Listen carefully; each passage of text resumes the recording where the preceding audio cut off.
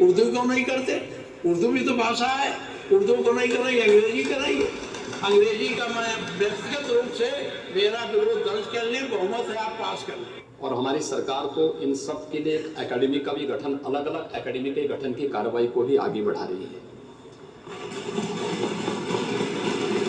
ये सभी हिंदी की उपभाषाएं हैं, यानी हिंदी की बेटियां हैं। भाषा की समृद्धि के आधार हैं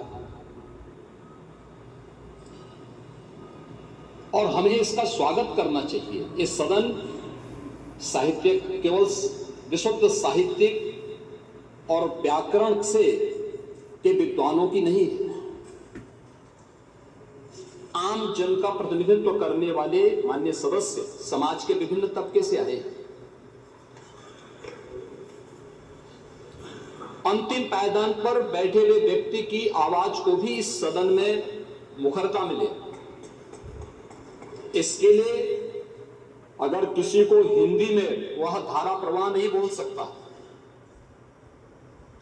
तो उसको भोजपुरी में भी अपनी बात को रखने का अधिकार मिलना चाहिए। अवधी में, ब्रज में या बुंदेलखंडी में उसको रखने का अधिकार मिलना चाहिए। ये कौन सी बात हो गई कि भोजपुरी में ना बोले, अवधी में इसका विरोध अंग्रेजी का खंडी में ना बोले और उर्दू की आप वकालत कर रहे हैं? एक बड़ी विचित्र बात है।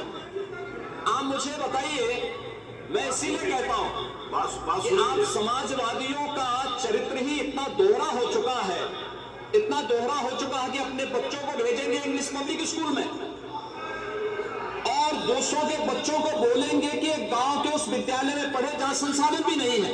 ये दोहरा आचरण और जाकी रही भावना जैसी प्रभु मोर भी देखी दिन तैसी, यह तो आचरण आप लोगों का है। इसीलिए आपने कल भी भोजपुरी का विरोध किया, अवधी का विरोध किया, बुंदेलखंडी का विरोध किया और आप लोग अपने दैनिक जागरण में, दैनिक जीवन में इस प्रकार के आचरण क्या भी हो चुके हैं। और इसलिए अध्यक्ष जी, इसका अभिनंदन हम लोग करते हैं और इन बोलियों को सम्मान मिलना चाहिए। इनके संरक्षण के लिए ही हमारी सरकार भोजपुरी एकेडमी का गठन कर रही है, अवधी एकेडमी का गठन कर रही है संत तुलसीदास जी के नाम पर।